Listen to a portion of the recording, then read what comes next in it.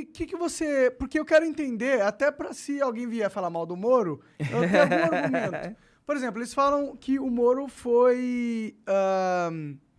não agiu corretamente quando estava no papel de juiz, porque ele coordenou com os promotores, coisa que um juiz não deve fazer. Tudo que eles não falam sobre o Gilmar Mendes, que essa semana mesmo estava ali Mas e o Moro, ele em fez contato isso com mesmo? o Arthur Lira. Não, posso falar, não tem problema nenhum. Primeiro, obviamente, você tem da parte daqueles que são defensores dos políticos que foram alvejados a tentativa de mudar o foco da questão dos crimes que eles cometeram e que foram descobertos para o que os investigadores e o juiz fizeram, né?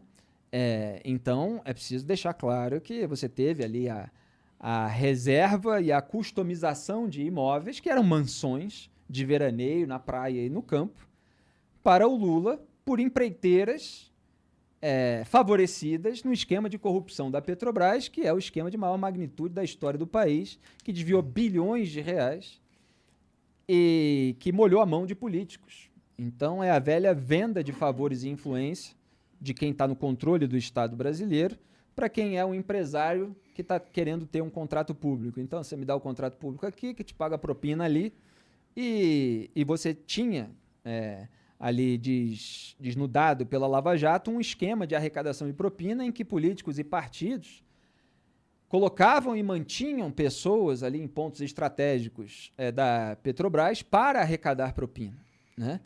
E você tinha esse suborno que era aceito por determinadas pessoas desse esquema para levar uma vida de mordomia, de luxo e tal. E que elas poderiam ter recusado se elas fossem moralmente elevadas como elas posam que são. Então, esses são crimes cujas provas foram encontradas, cujas provas foram coletadas e elas foram analisadas não só pelo juiz de primeira instância, como o Sérgio Moro e vários outros. Depois você teve no lugar dele Gabriela Hart, o Bonar, no Rio você tem Marcelo Bretas. Cada um, obviamente, é alvo de determinadas polêmicas, etc. E cada caso precisa ser analisado no seu caso. E você tem a parte de Brasília, que é sempre, geralmente, mais branda, né? Porque Brasília é o túmulo do combate à corrupção. Opa! E aí você tem as mensagens que foram vazadas. Aí você tem, em primeiro lugar, no aspecto jurídico, você tem um problema, porque são provas ilícitas. Que podem ter sido adulteradas. Que podem ter sido adulteradas, ou seja, um conteúdo não autenticado, que ficou na mão de uma quadrilha de hackers durante meses, e depois foi congelado a partir de um momento em que você não é capaz de dizer se aquilo é realmente o conteúdo original. Então, juridicamente, isso é o nada. É uma nulidade jurídica para qualquer tribunal decente do planeta. Menos o STF. Não, aí é que entra um dado curioso, Monark, que o STF ele declarou a suspeição do Sérgio Moro e teve votos contrários, como do Luiz Edson Fachin, Luiz Roberto Barroso, altamente técnicos, citando outras decisões de tribunais internacionais e tal. Mas o que é mais curioso a respeito dessa história é que eles não formalizaram o uso das mensagens roubadas. Porque eles sabiam o problema que isso podia dar. E a repercussão negativa no ambiente jurídico, eventualmente até internacional, que poderia dar, embora o Lewandowski tenha falado no meio da... Lewandowski é eternamente Lula, né? E ele tenha falado, pode ser ilícita e tal, mas não foram amplamente divulgadas e não foram contestadas. Que juiz fala isso no meio de um julgamento no tribunal? Bizarro. Não, elas foram distribuídas aí, foram publicadas aí na internet. Você tá falando, deve ser verdade. Exatamente. E aí ele falou assim, não, são reforços argumentativos. Quer dizer, o sujeito não formalizou o uso daquelas mensagens, mas ele estava decidindo com base nelas, O que é um absurdo usando por si só. Depois de falando. toda uma campanha política, com os porta-vozes do lulismo aí na internet e tal, gente que possivelmente não publicaria determinado conteúdo roubado, não autenticado, se não fosse do interesse pessoal. O que realmente foi aí eles usaram material? outras coisas que foram decididas ao longo da investigação. Tipo o quê?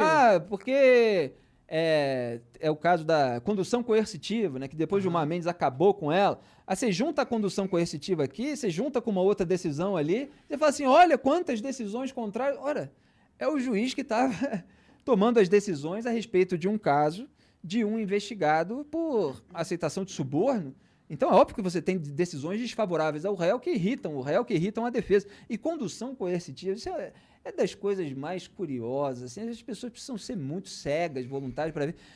O Brasil tem condução coercitiva de vagabundo há décadas. Foi quando chegou lá no tubarão da polícia e falou assim: não pode conduzir coercitivamente. Pegar um ex-presidente. Pegar o ex-presidente. Olha só o eu tinha desgaste. essa visão, eu tinha uma visão Olha a que, imagem política. na Então, verdade, nunca eu se ouvi interessaram. falar pra caralho sobre esse lance que essas conduções coercitivas, é assim que fala? É assim. É, Que é não, você levar não seriam A força legais. pra depoimento. Não é exatamente levar a força, é você levar para depor, mesmo que a pessoa não queira, né? Você fala força, assim, porra. Caralho. não é a força porque não necessariamente o sujeito vai lá e pega pelo cabelo, é assim, olha, temos aqui uma condução coercitiva, precisamos o cara levar você para recusar, depor. que ele Tá faz? bom, então a polícia vai e acompanha. Se o cara recusar, Ele vai pegar vai pelo ter que pegar. cabelo, Exatamente, vai ter Exato, que pegar é a pela força, é a força. exatamente, é isso. É só para deixar claro que não é a violência física Entendeu, necessariamente entendeu. sendo usada. Mas claro. isso é um dispositivo que poderia ter sido usado de fato? Poderia ter sido usado em vários casos. É que vários juízes estavam usando. Eles podem achar que a alegação não foi forte o suficiente, a argumentação para aquilo, mas eles nunca se importaram com isso. Era só porque era o tubarão da política. Mas você concorda que é meio... E aí você... É perigoso um pouco isso. Porque, tipo, não dá pros fins justificarem os meios, tá ligado? Tipo, eu entendo que o Lula é um filho da... Eu acho que ele é um cara desonesto, entendeu? Mas não justifica a gente quebrar leis do direitos e garantias de mas todo é que- mundo pra pegar um filho Mas da é que essas puta, leis entendeu? elas não foram quebradas nesse caso. Era um instrumento que estava sendo Mas esse usado negócio em do cara diversos casos. auxiliar o promotor e direcionar o promotor pra ele acusar de um jeito Não, que pra então- ele seria mais fácil julgar o cara culpado. Isso não é um problema? Pra mim parece um pouco um Então, problema. aí a gente continua aqui no raciocínio. No caso do Lula, você teve as provas, assim como no caso do Flávio Bolsonaro, eu estava explicando. Então, você teve a coleta de provas. Ela resultou numa decisão do então juiz de primeira instância, Sérgio Moro. Uma decisão que foi mantida no Tribunal Regional Federal da 4ª Região, TRF4, por 3 julgadores absolutamente independentes, é outro tribunal, com base naquelas provas. E, além do mais, eles aumentaram a pena contra o Lula. Quer dizer, o Sérgio Moro, na verdade, ele foi brando no caso do triplex do Guarujá. Aliás, o TRF4 aumentou também no caso do sítio de Atibaia. Sim. O sítio de Atibaia, o Lula foi mais de 111 vezes, né? 111 ficou o número conhecido porque era a quantidade de vezes que eles monitoraram os agentes de segurança do Lula e tal, que estavam lá naquele momento.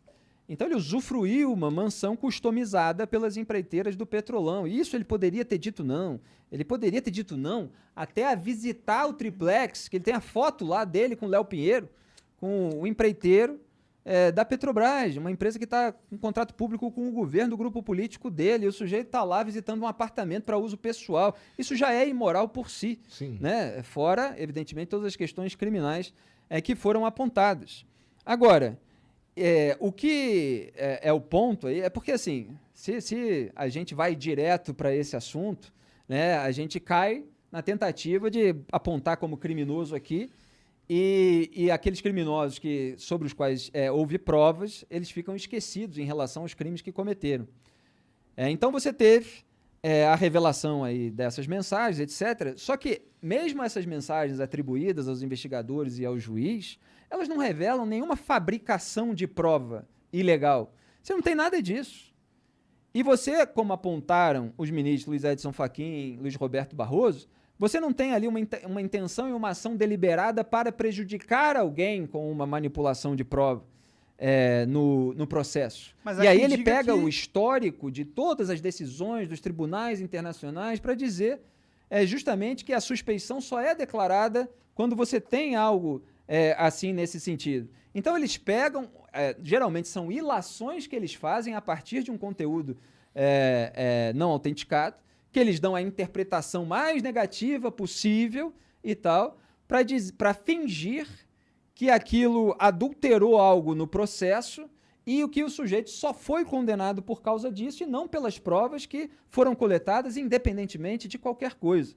Então, Se o sujeito errou, evidentemente, você pode encontrar ali zonas cinzentas que demandam uma interpretação, e essa interpretação poderia ser feita com base num processo lícito, com base numa autenticação daquele conteúdo para ver qual é a margem e ver o que deve ser feito, não deve ser feito. Agora, você também não tem uma lei que proíbe o diálogo, tanto que os ministros incorrem nisso o tempo todo, de maneira igual ou pior, e às vezes a gente tem conteúdos verdadeiros que não estão sob nenhuma falta de autenticação, como o caso do Gilmar Mendes, por exemplo, ligando para um governador lá da região centro-oeste, depois que ele foi alvo de uma operação, falando que loucura isso e tal, não sei o quê. Aí o governador falou, pô, foi uma decisão do Toffoli. Aí, não, vou conversar com o Toffoli. Então, vou falar com ele. Você tem a ligação gravada, porque o Aécio Neves era investigado, esse governador era investigado, então o Gilmar caiu na escuta dele. Você tem o caso do Aécio Neves, que era investigado, e aí o Gilmar caiu na escuta do Aécio Neves, e o Aécio Neves pedindo para o Gilmar um favor político, que era para o Gilmar falar com um senador, para o senador votar de acordo com o interesse do Aécio na lei de abuso de autoridade, essa que tem um nome bonito, mas que estava lá justamente para tentar blindar a classe política. Você imagina que é um ministro do Supremo Tribunal Federal agindo politicamente, mas com o peso da caneta, porque é ele que julga os parlamentares. Você imagina que receber vota daquele jeito e tal, acho melhor e tal, não sei o quê. Você vai ficar assim, melhor tipo, votar, né? Vai que ele abre um processo contra mim aí, porque eu tô com o rabo preso, porque eu sou político, né? Então, quer debater até onde podem ir os julgadores, quais são os limites e tal. Vamos debater o Poder Judiciário todo, vamos debater o STJ, por exemplo, que tem filhos de ministros com escritórios de advocacia. E aí o cliente bilionário que tem uma empresa que é alvo de um processo, ele escolhe lá o escritório do filho do ministro, que ele sabe que tem influência sobre a decisão do papai. O filhotismo, como se diz, e tem uma desembargadora que denunciou isso muitas vezes. Então, você tem ali um material que ele carece de autenticação e que pode ter ali uma zona cinzenta, não quer dizer que... Quer dizer, o que eu estou querendo dizer, Monark, só para... Eu entendo o que você está querendo dizer. Pode falar. Porque a gente precisa contextualizar, porque a desinformação, ela afasta os fatos, né? Então a gente precisa dizer... Eu não estou nem querendo dizer que, pelo que a gente sabe do Moro, o Lula é inocente. Não é isso que eu estou querendo dizer. É totalmente o contrário. Não é o contrário, na real, mas não é isso que eu estou falando. Você vai chegar onde eu vou concluir. Pode falar. O que eu estou falando é que, infelizmente, pela forma com que o Moro conduziu as coisas, deu brecha para ter suspeição sobre o trabalho dele. Aí eu faria um ajuste. Esse tipo de acontecimento, ele pode ter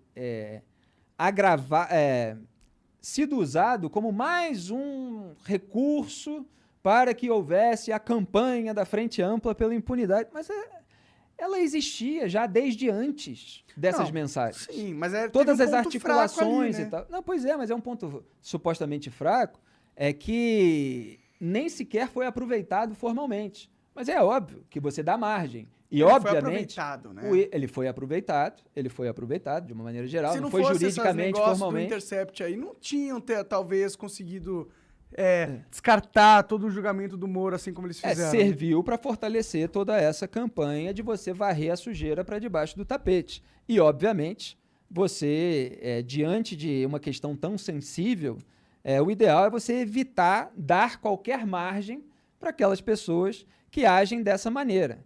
Agora, é que mesmo tendo havido, as provas são verdadeiras, não deveria estar acontecendo a sabotagem e tal, e ninguém precisa compactuar com todas as decisões, compactuar com determinadas conversas, compactuar com qualquer coisa que tenha ali uma zona cinzenta.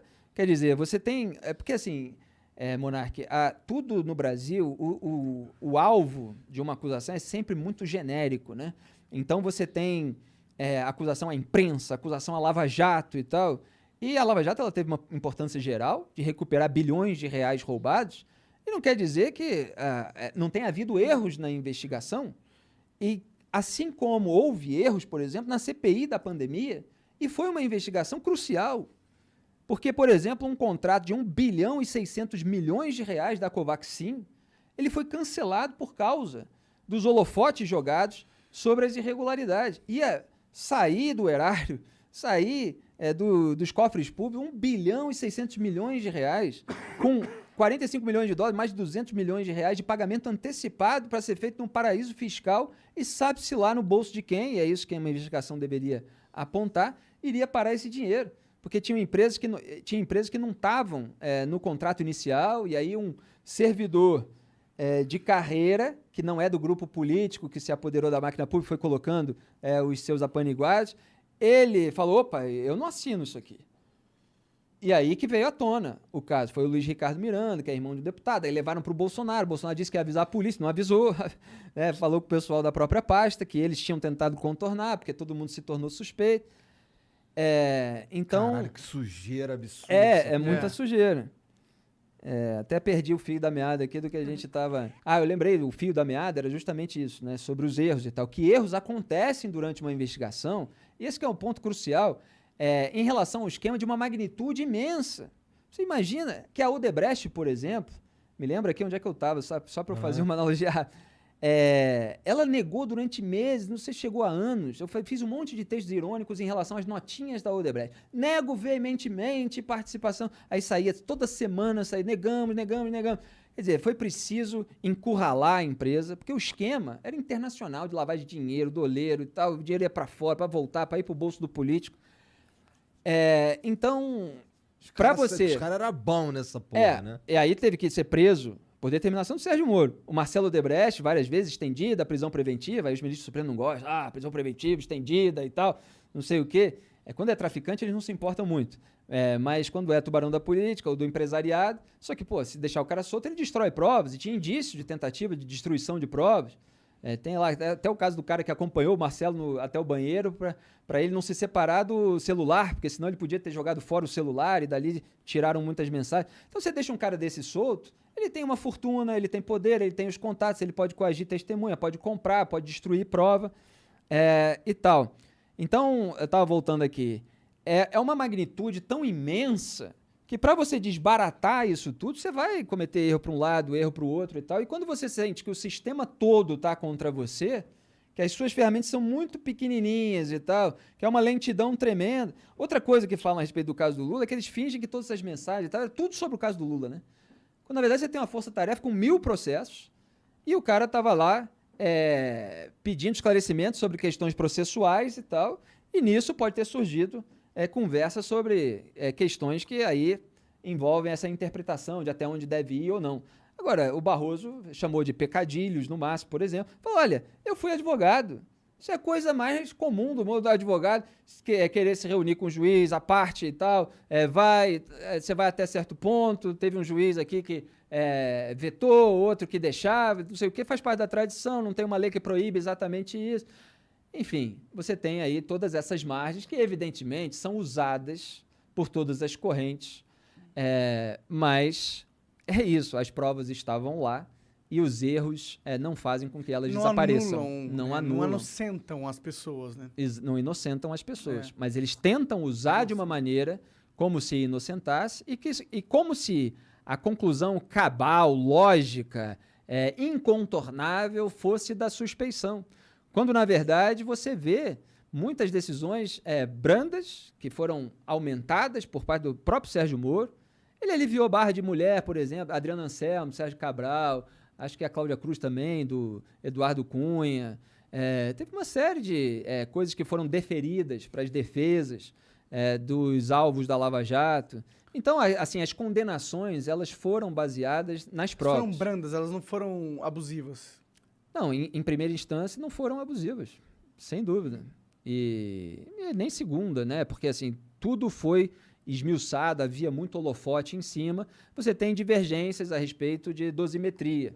Aqui ocorreram 30 atos de lavagem de dinheiro ou é apenas um que conta quando se repete? Tal. Você tem esse tipo de discussão, então.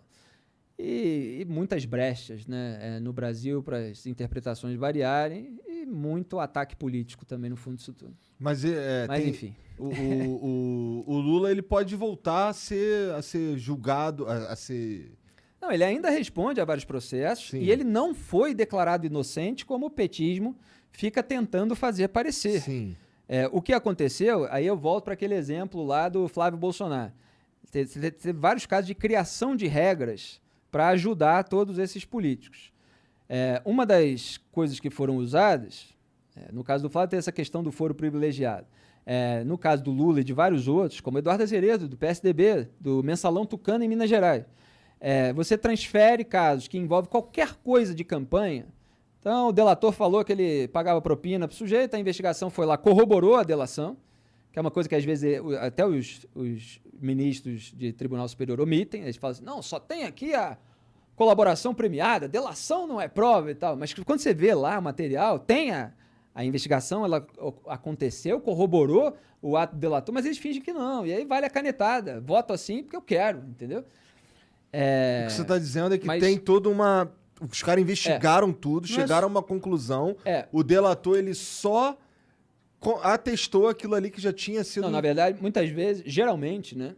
Claro que você tem uma investigação e tal, mas quando você pega algum figurão e ele conta mais, você tem novos caminhos abertos por ele. E aí a investigação vai atrás. Obviamente você pode ter algum caso em que só tem a palavra do delator, a investigação não conseguiu corroborar aquilo que ele disse materialmente. Mas em muitos casos consegue. O cara fala, pagava isso e tal, se você procurar a câmera de vídeo do restaurante e tal, se você vir na conta bancária e tal, a gente tem um banco que depositava não sei aonde, se você rastrear e tal, você vai encontrar. A investigação vai e encontra. E aí chega um ministro de Tribunal Superior e fala assim, não, aqui só tem a palavra do delator. Só que tem lá a prova. Entende? E aí, não é só a palavra do delator, é a palavra somada à investigação. Somada à investigação. Palavra, baseada na palavra. O que eu estou dizendo é que não tem nenhum filtro para a decisão de ministro de Tribunal Superior. Eles votam de acordo com o que eles querem e eles mentem muitas vezes para que isso aconteça. Agora, eu fui fazer esse parênteses e me esqueci onde é que a gente estava, né? Bom, eu estava na criação de regras que valem para trás. Então, no caso do Lula, por exemplo, e do Eduardo Azeredo, vários outros que foram beneficiados por isso, você teve a alteração da jurisprudência da prisão em segunda instância, com a alteração do voto do Gilmar Mendes. Absurdo. Quer dizer, você teve lá atrás, deixa eu falar de todas, aí eu volto para cada um. Teve a alteração da jurisprudência da prisão em segunda instância, você teve a alteração, a criação da regra de que se tiver alguma coisa relacionada à campanha eleitoral, então se algum dinheiro serviu para ser usado numa campanha, dinheiro sujo, então todo o caso é transferido para a Justiça Eleitoral. Caralho. Ele sai da Justiça Federal e vai para a Justiça Eleitoral, que não tem sequer estrutura para investigação. Não tem a tradição de fazer isso, e isso foi apontado não só por Deltan Dallagnol, mas por Luiz Roberto Barroso, pelo ministro Edson Fachin e outros. Agora não me lembro todos. Então, isso atrasa imensamente o processo, você dá mais possibilidade de prescrição e você joga para um lugar que não tem estrutura para fazer aquela investigação. Você tem a mudança na ordem das alegações finais, por exemplo. Então, a alegação final da pessoa delatada tem que ser depois do delator, sendo que a gente está falando de alegação final. Então, geralmente, o caso já foi todo esmiuçado antes e tal, e aquela regra não existia sobre esse tipo de ordem. E isso tem que voltar, então, o processo lá que ela estaca, mesmo que nada da alegação final do delator tenha sido usado na sentença para prejudicar o outro que não foi delator, na verdade, né? O outro réu. Então criaram essa regra, aí você dá 3 passos para ser banco imobiliário, volte 3 casas, toda hora. O STF faz isso. Então foram vários mecanismos, tem esse e vários outros. E aí faz com que eles joguem para cá. Tem a simples mudança de competência, né? A gente já estava falando sobre isso num caso, mas é bom deixar claro assim alguns outros aspectos. Quando você tem um crime que é cometido de uma maneira muito ampla, então os caras estão em Brasília, mas a estatal que eles estavam roubando, pela qual estavam recebendo propina, é no Rio de Janeiro. E outra parte surgiu da investigação no Paraná e tal, não sei o quê. No fundo, você vai ter sempre a argumentação para dizer que a competência em relação àquele caso é de cada uma dessas cidades, desses estados, entende? O juiz vai chegar aqui e falar assim, não, mas o que importa é onde fica a estatal. Então é no Rio. Não, o que importa é onde o cara recebeu o dinheiro. Então é em Brasília. Não, o que importa é onde foi descoberto. Então é no Paraná. Aí o que acontece? O caso passa a primeira instância, segunda instância, STJ, Aí o STJ diz, não, era aqui mesmo, em Curitiba, que devia ser esse caso. Aí chega no STF, o STF fala assim, não, esse caso devia ser em Brasília. Anula Vamos tudo. jogar para Brasília. Aí você fala assim, se tivesse começado em Brasília, esse é o caso do Lula, inclusive, né? Se tivesse começado em Brasília, ele teria passado primeira instância, segunda instância, se fosse evidentemente condenado, ia chegar no STJ e o STJ ia falar assim, não, é de Curitiba. Aí ia voltar lá para Curitiba e tal, até chegar no STF de novo, para o STF dizer, não, é em Brasília. Você entende? Então, esquema para nunca dar nada. Esquema para não dar nada, é batata, joga para cá, joga para lá e tal, para não chegar nunca a lugar nenhum.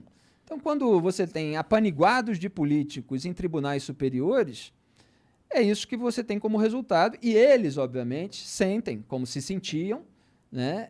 E a Lava Jato perturbou isso, por isso incomodou tanto, onipotentes. Que eles vão colar, qualquer coisa tem gente. Se a gente for descoberto, tem gente nossa lá. O jogo tá comprado. E aí você tem a união, né? Então, o Dias Toffoli e Ricardo Lewandowski atuam para blindar o Lula. O Gilmar Mendes atua para blindar os tucanos, então ele vota favorável aos petis junto com o Dias Toffoli e com o Lewandowski, e o Dias Toffoli e o Lewandowski votam junto com ele para blindar os tucanos. Você tem essa união.